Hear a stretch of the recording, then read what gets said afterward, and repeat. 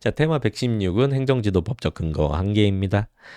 여기 또 중요한 게 나오긴 하죠. 위법한 행정지도에 따라서 행한 사인의 행위는 행정지도가 위법해요.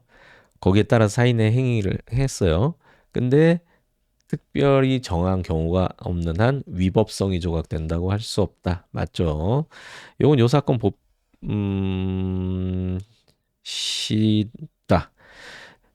참 억울하죠. 행정청이 국토관리법 소정의 토지거래계약 신고에 관해서 원래 실거래가로 해야 돼요. 실거래가.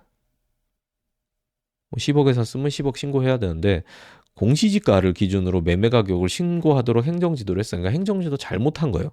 근데 그렇게 하면은 허위 신고라 가지고 요 법상에 저 뭐냐 형사처벌 대상이 돼서 이게 범죄란 말이야. 범죄.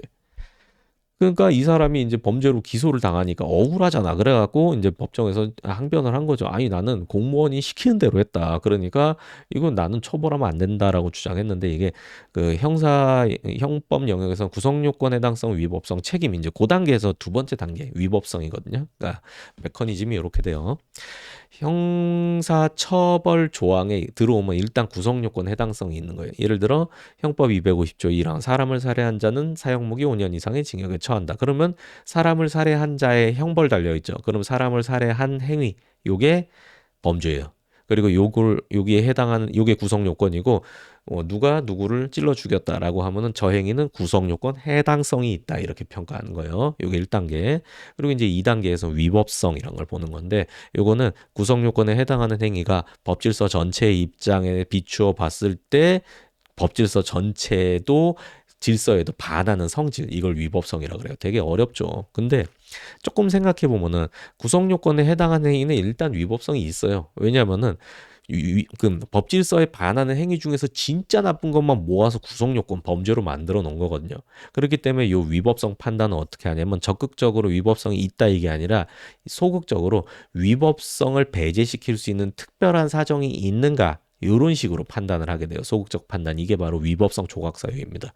여러분이 들어보신 정당방위 같은 게 그런 거예요.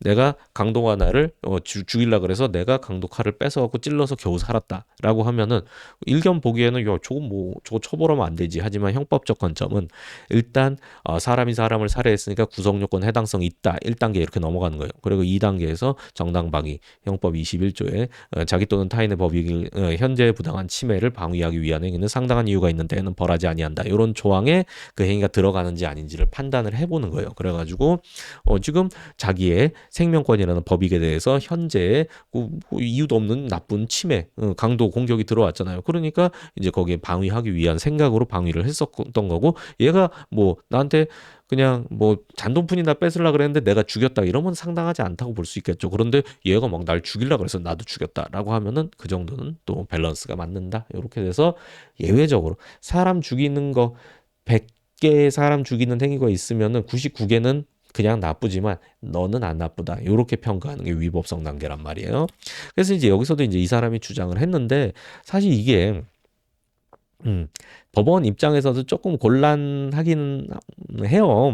근데 요게 뭐냐면은 이 행정 공무원이 잘못 알려줘서 행위를 했을 때 그때도 형법상 고려를 해주긴 하거든요. 근데 그거는 3단계 책임 단계 가서 이제 위법성 인식, 위법성의 착오 뭐 이런 걸로 해가지고 이렇게 봐주는 그런 이제 고려해주는 그런 단계가 있어요. 근데 이렇게 공무원이 잘못 알려줘서 그에 따라서 했다 할지라도 위법성 단계에서 무죄로 빼주진 않아요. 우린 지금 이제 형법 뭐 본격적으로 공부하는 건 아니니까 제가 여기까지만 이것도 꽤 깊게 설명드린 거예요. 근데 제가 이렇게 조금씩 깊게 설명을 드리면은 이게 이제 시험에 나오거든요. 시험에. 그러니까 약간 이런 느낌이에요. 이제 이렇게 고기 이렇게 썰잖아요. 이렇게 버터 이렇게 썰잖아. 대패 삼겹살 썰잖아. 그러면은 출제가 썰고 나중에 조금 있다가 한 단계 조금 깊게 썰어서 나와요. 그러니까 저는 이제 지금은 한 1단계, 2단계 정도 나오는데 저는 한 3, 4단계까지 썰어갖고 여러분한테 먹이는 거예요, 지금. 스냅 좋죠. 그래서 입에 먹여 놓으면 언젠가 나온다라는 거. 요번에 또 나왔어요, 요번에도. 자, 그래서 그 범법 행위가 이러한 행정지도 법에 어긋나는 것으로서 그 행정지도가 관행에 따라 허위 신고에 이르렀다 하더라도 이것만 가지고는 범법 행위가 정당화될 수는 없다. 그래서 그 행위가 적법 행위가 되는 건 아니다. 이런 얘기예요. 근데 나중에 이 행위자를 진짜 콩밥을 먹여야 되는가 그거는 또 다음에 판단을 합니다. 자, 밑에 1번 판례에 의하면 사인의 행위가 행정지도에 따라 행해진 경우 그 행정지도가 위법하다고 할지라도 원칙적으로 사인의 행위 위법성이 조각되지 않죠. 위법한 행정지도에 따라 행한 사인의 행위 위법하고 맞고 정당화될 수 없다. 맞습니다. 3번 행정관청이 국토교육법 이거 아까 쭉쭉쭉쭉 그 우리 본 거죠. 범법행위가 정당화될 수 없다. 맞습니다.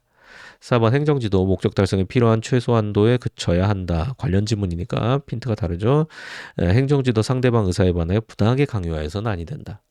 행정지도 관련해서 이제 지문이 있는 거 제가 몇 개 넣은 거예요. 이쪽은 맞는 거고 행정지도 목적 달성에 필요한 최대가 아니면 최소입니다. 국가 자금이 최소에 그치야 된다라는 기본 컨셉이죠. 조치를 할 수 없어요. 행정지도의 상대방 의사 반하여 부당하게 강요해서 아니 된다. 뒤에는 맞고요. 6번 행정절차법 행정지도의 원칙으로 비례 원칙을 규정하고 있다. 맞습니다. 비례 원칙이 국가 작용 전반에 다 적용된다는 것도 맞지만 이렇게 비례 원칙을 따로 규정을 하고 있는가? 요건 또 별 문제이기 때문에 체크를 해두